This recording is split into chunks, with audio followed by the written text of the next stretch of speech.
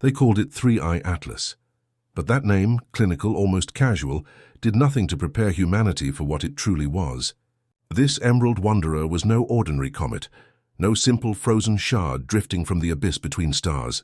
From the moment astronomers first noticed its strange glow, its unnatural weight, its shimmering halo that pulsed rather than shined, they knew it was different. Yet no one imagined what would come next. Stay with me until the end of this story, and if you haven't already, make sure to subscribe so you don't miss the unraveling of mysteries like this one. Because the enigma of 3I Atlas is only just beginning. The truth revealed itself on September 25th. For days, the sun had been seething, its surface boiling with twisted filaments of plasma and ink-dark sunspots that churned like storm clouds before a hurricane.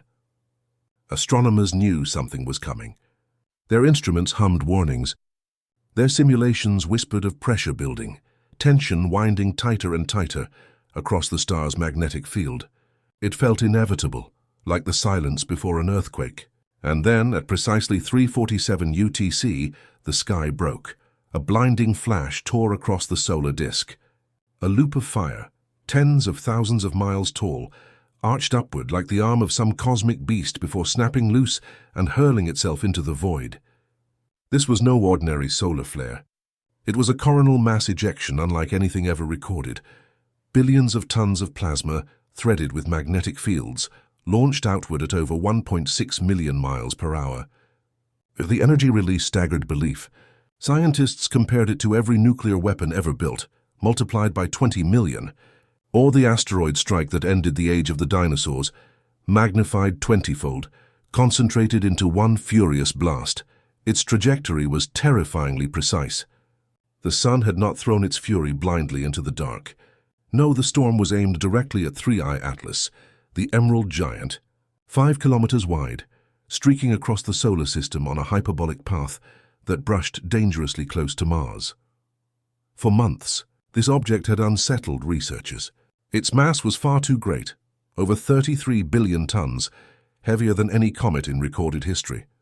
Its glow was stranger still, an eerie green halo born not of common comet gases, but of diatomic carbon, nickel, cobalt, compounds that belonged more to smelting furnaces and machine exhaust than to ice and dust. And now, at the very instant of its closest solar approach, it was about to take a direct strike from the most violent solar storm humanity had ever witnessed. Observatories across the globe, Hawaii, Chile, the Canary Islands held their collective breath. History told them what should happen. Comets disintegrate under far weaker assaults. Even gas giants stagger when buffeted by storms of this magnitude. The blow about to land could shred magnetic fields, warp planetary atmospheres, and snap fragile cosmic bodies like twigs. The expectation was clear. 3I Atlas would not survive, and at first it seemed those expectations were correct. When the coronal mass ejection slammed into the Emerald Comet, the impact was immediate and brutal. Its luminous tail snapped like a whip, severed in an instant, and swept away into the roaring solar wind. Its glowing coma collapsed inward, vanishing like steam sucked down a drain. Instruments registered an abrupt, almost violent deceleration, from a blistering 37,000 miles per hour down to barely 5,000. To watchers across Earth, it appeared as though the monster had died, strangled and darkened by the star it had dared to approach. Relief swept through control rooms. Scientists clapped each other on the back, cheered, even wept. Months of dread, the rumors of alien technology, the whispered comparisons to a dormant mothership, seemed to dissolve. The sun itself had dealt the final blow. The cosmic horror had ended, they thought. The visitor was neutralized, drifting lifeless toward oblivion. But the universe had other plans. 2 hours and 7 minutes after the strike, something stirred. A faint flicker pulsed deep within the darkened nucleus. Once, twice, then it flared, brilliant and impossible. Instruments screamed warnings as detectors saturated with light. European Space Agency probes recorded an unmistakable surge. Nickel, cobalt, diatomic carbon, stronger than before. A new tail erupted, symmetrical and flawless, blazing emerald green, brighter than the original. Within minutes, speed readings climbed, 10,000 dBs, 50,000, 100,000, until at last, impossibly, the object returned to its former velocity. racing onward as though nothing had ever happened. No natural comet could do this. No icy relic of the void could endure a solar storm powerful enough to melt oceans and then emerge stronger, faster, brighter.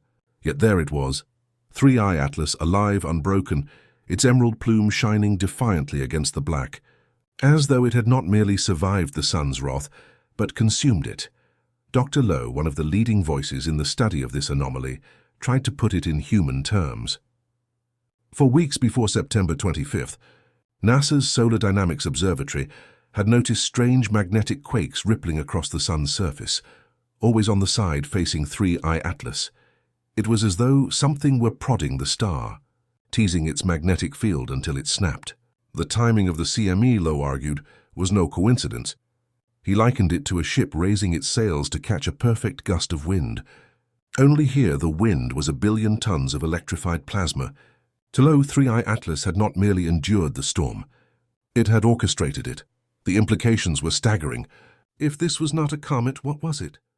Lowe speculated about an enormous machine encased in an invisible magnetic shell, an electromagnetic cocoon capable of bending solar plasma around itself, absorbing energy, even funneling it inward. In this view, the sun's fury had been less an attack than a refueling event. Evidence supported his claim. Polarization data suggested an unnaturally smooth surface beneath the glowing haze, unlike the jagged terrain of ordinary comets. Radar from the Goldstone Observatory hinted at a faint lattice pattern, a framework inconsistent with any known natural body.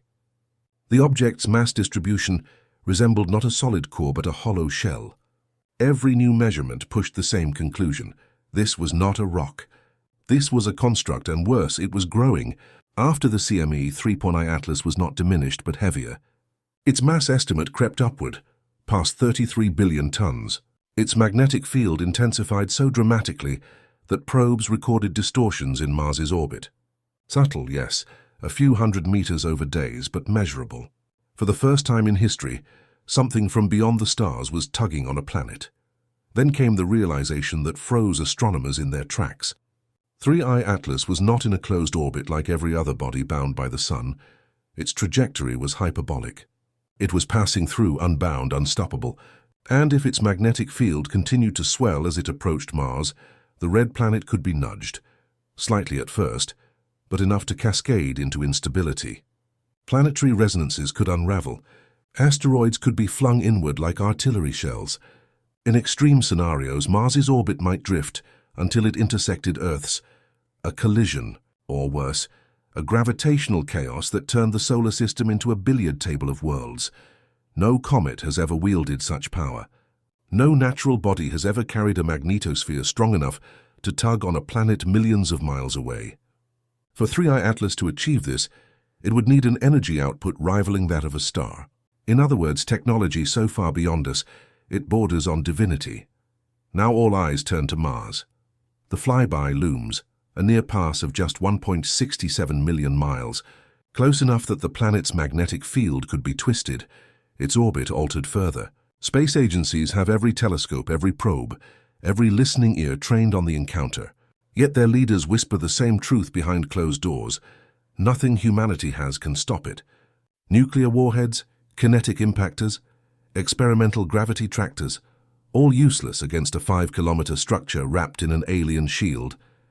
And so the question remains, pressing, suffocating, impossible to ignore. Do you still believe 3I Atlas is just a comet, a relic of interstellar ice and dust? Or is it something far stranger, a vessel, a machine, a being, harvesting our star as fuel while reshaping the balance of our solar system?